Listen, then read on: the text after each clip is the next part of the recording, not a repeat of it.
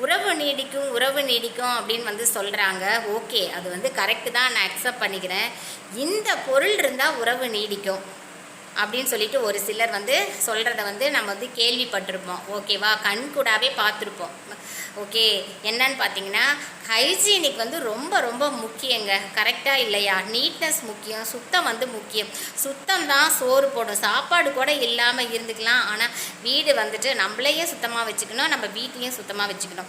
ஏன், இன்னும் நம்ம சமைக்க போகிற ஃபுட்டை வந்துட்டு அவ்வளோ ஹைஜீனிக்காகவும் சுத்தமாகவும் ஒவ்வொன்றும் கழுவி நீட்டாக வந்து செய்யணும். ஏன்னா நாம் சாப்பிட்றது வந்து மற்றவங்களும் சாப்பிட்றோம், அது வந்து குழந்தைங்களுக்கு வந்து கொடுப்போம். ஓகே, அப்பேற்பட்ட ஃபுட்டு வந்து நம்ம எப்படி செய்யணும்? ஓகே, ஹைஜீனிக்காகவும் சுத்தமாகவும் தானே செய்யணும் my dear brothers and sisters. கரெக்டாக இல்லையா?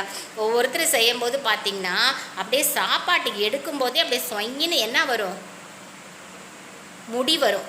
கரெக்டாக my dear brothers and sisters.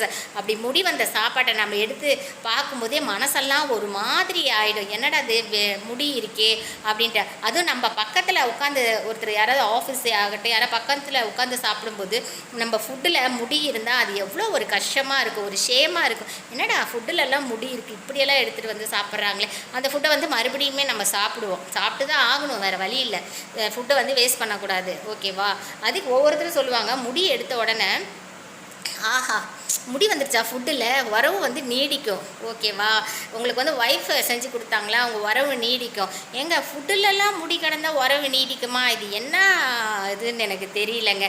சரி, டெய்லி இனிமேட்டு ஆஃபீஸ் போகும்போது சாப்பாடு கொஞ்சம் ஒரு 4 கொத்து முடியை போட்டு கொடுத்தா அது டெய்லி அந்த கொத்து முடியை எடுத்து போடும்போது உறவு இன்னும் அதிகமாக ஸ்ட்ராங்காக நீடிக்குமா? ஓகே, நோ தப்புங்க.